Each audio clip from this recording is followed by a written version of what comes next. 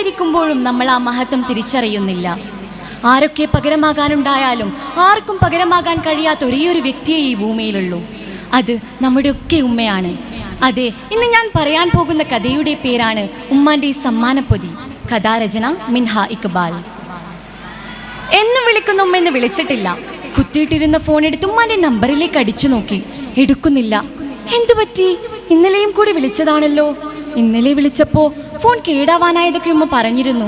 ചിലപ്പോൾ ഫോൺ കേടുവന്നത് കൊണ്ടാവും. തൃപ്തിയില്ലാത്ത മനസ്സിനെ സ്വയം പറഞ്ഞു സമാധാനപ്പെടുത്തി. ഉമ്മക്ക് ഞാനെന്ന് വെച്ച ജീവനായിരുന്നു. എനിക്ക് ഉമ്മനെയും എൻ്റെ കുട്ടീനെ ഹോസ്റ്റലിക്കൊന്നും വിടേണ്ട. ഹോസ്റ്റലിൽ നിൽക്കുന്ന കാര്യം പറഞ്ഞപ്പോൾ എൻ്റെ ഉമ്മ മാത്രമാണ് എന്നോട് ഇങ്ങനെയൊക്കെ പറഞ്ഞത്. പിന്നീട് മനസ്സില്ലാ മനസ്സോടെ ഉമ്മയും സമ്മതിച്ചു. എൻ്റെ കുട്ടി ക്ഷീണിച്ചല്ലോ എന്നും പറഞ്ഞ് കെട്ടിപ്പിടിച്ച് മുഖത്തൊരു ഉമ്മയും തന്ന് ഉമ്മ എന്നെ പൂമുഖത്തേക്ക് സ്വീകരിക്കുമായിരുന്നു. പിന്നെ സ്വർഗമാണ്. ഇറച്ചിയും ചോറും പൊരിച്ചതും തുടങ്ങി എനിക്കിഷ്ടമുള്ള എല്ലാ വിഭവങ്ങളുമുള്ള കുറഞ്ഞ ദിവസം. എൻ്റെ കുട്ടി ആരോടും കളവ് പറയണ്ട, ആരെയും കാട്ടണ്ട, ഓത്തുനിസ്കാരങ്ങളൊന്നും ഒഴിവാക്കരുത് കേട്ടോ.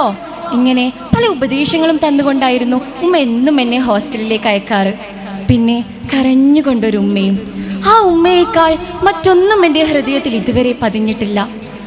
എപ്പോൾ ഹോസ്റ്റലിലേക്ക് പോകുമ്പോഴും ഉമ്മ എൻ്റെ ബാഗ് നിറയെ പല പലഹാരങ്ങളും കൊണ്ട് കുത്തി നിറക്കുമായിരുന്നു. മോൻ അവിടെ പോയി കഴിച്ചോണ്ടി, ഉമ്മച്ചി ബാഗിൽ വെച്ചിക്കണം കേട്ടോ. എത്ര വേണ്ടെന്ന് പറഞ്ഞാലും ഉമ്മ കേൾക്കില്ല. പക്ഷേ ഉമ്മ തന്നത് തന്നെയായിരുന്നു പലപ്പോഴും എൻ്റെ വിശപ്പകറ്റിയത്. പറയാൻ ഒന്നുമില്ലെങ്കിലും എന്നും വിളിക്കും, മോനെ ഈ എന്തേലും കഴിച്ചോ? ഇങ്ങനെ ചോദിക്കുന്ന ഒരാളെ ഈ ഭൂമിയിലുള്ളൂ. അതെൻ്റെ ഉമ്മയാണ്. ഇന്നലെയാണ് അവസാനം വിളിച്ചത്. എന്തെന്നില്ലാത്ത സന്തോഷമായിരുന്നു ഉമ്മാക്ക്. എന്തിനെന്നില്ലാതെ ഒരുപാട് ചിരിച്ചു. മോനിനെ എന്നാ ഉമ്മച്ചീൻ്റെ അടുത്തേക്ക്? വേഗം വരൂ ഉമ്മ. എന്നാ വേഗം വരേണ്ടി, ഉമ്മച്ചിക്കുട്ടിക്കൊരു സമ്മാനം വാങ്ങിയിട്ടുണ്ട് കേട്ടോ. ഇക്കാക്ക, ഇന്നിവിടെ നെയ്ച്ചോറായിനി. പെങ്ങളെ കുശലം പറച്ചിൽ കേട്ടിട്ട് എനിക്ക് സങ്കടം വരുമെന്ന് കരുതിയിട്ടാവണം ഉമ്മ അവളെ ശകാരിക്കുന്നുണ്ടായിരുന്നു. എൻ്റെ കുട്ടി സങ്കടപ്പെടേണ്ട, മോന് ഇവിടെ വന്നിട്ട് ഉമ്മച്ചി ഇറച്ചി ഉണ്ടാക്കി തരണ്ടട്ടോ. ഇതും പറഞ്ഞു വെച്ചതാണ് ഉമ്മ. ഡാ, നിനക്കൊരു ഫോൺ കോൾ ഉണ്ട്, വേഗം ഓഫീസിലേക്ക് ചെല്ലാൻ പറഞ്ഞു. കൂട്ടുകാരൻ വന്ന് വിളിച്ചപ്പോഴാണ് ഓർമ്മകളിൽ നിന്നും ഞെട്ടിയുണർന്നതും ഞാൻ വേഗം ഓഫീസിലേക്ക് ഓടി. അന്ന് വരെ തോളിൽ കൈയിടാത്ത പല മനുഷ്യരൊക്കെയും അന്നെൻ്റെ തോളത്ത് തട്ടി. മോനെ, മോനൊന്ന് വീട് വരെ പോയിട്ട് വാ. അപ്പോഴും വീടണയാനുള്ള സന്തോഷത്തിൽ ഞാൻ മാത്രം അവിടെ ചിരിച്ചു നിന്നു. വീട്ടിൽ ആരൊക്കെയോ ഉണ്ട്. തിങ്ങി നിറഞ്ഞു നിൽക്കുന്ന ആളുകളെ കണ്ടപ്പോഴേ എൻ്റെ കാലുകൾ തളർന്നു.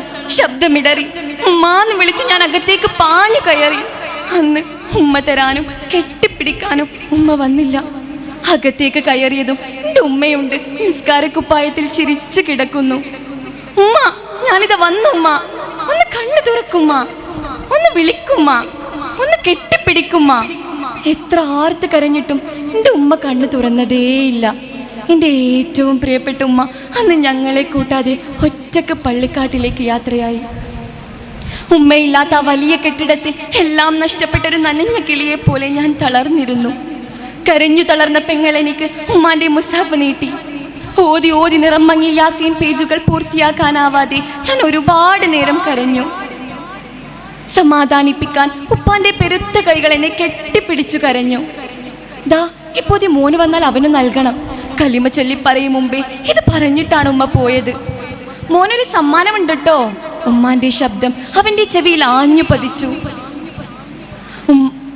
ഉമ്മാന്റെ ശബ്ദം അവന്റെ ചെവിയിൽ ആഞ്ഞു പതിച്ചു.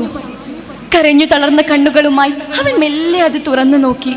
ഹൂദിന്റെ മണമുള്ളൊരത്തർ, കൂടെ ഒരെഴുത്തും. എൻ്റെ കുട്ടീനെ ഇനി എന്നും ഈ ഹൂദ് മണക്കണം. എൻ്റെ മോന് വേണ്ടി ഉമ്മാന്റെ ഫോൺ വിറ്റ് വാങ്ങിയതാണിത്. ആർക്കും കൊടുക്കരുത്. പകരം ഉമ്മാന്റെ കബറിലേക്ക് എന്നും ഒരു യാസീൻ ഓതണേ. ഞാനില്ലെങ്കിലും എന്നെ കാണാൻ മോൻ വരുമെന്ന് അറിയാവുന്നത് കൊണ്ട് തന്നെ അടുക്കളയിൽ മോൻക്ക് ഏറ്റവും ഇഷ്ടപ്പെട്ട നെയ്ച്ചോറ് ഉണ്ടാക്കി വെച്ചിട്ടുണ്ട് ഉമ്മ. മോൻ വിശന്നിരിക്കണ്ട, വേഗം പോയി കഴിച്ചോണ്ടി. എല്ലാം ഇട്ടെറിഞ്ഞ് അവൻ അടുക്കളയിലേക്ക് ഓടി. ഹൃദയത്തിലെ മൂടിവെച്ച സ്നേഹം പോലെ എനിക്കായി ഉണ്ടാക്കിയ നെയ്ച്ചോർ ഉമ്മാന്റെ തണുത്ത ശരീരം പോലെ തണുത്തുറച്ചിരുന്നു.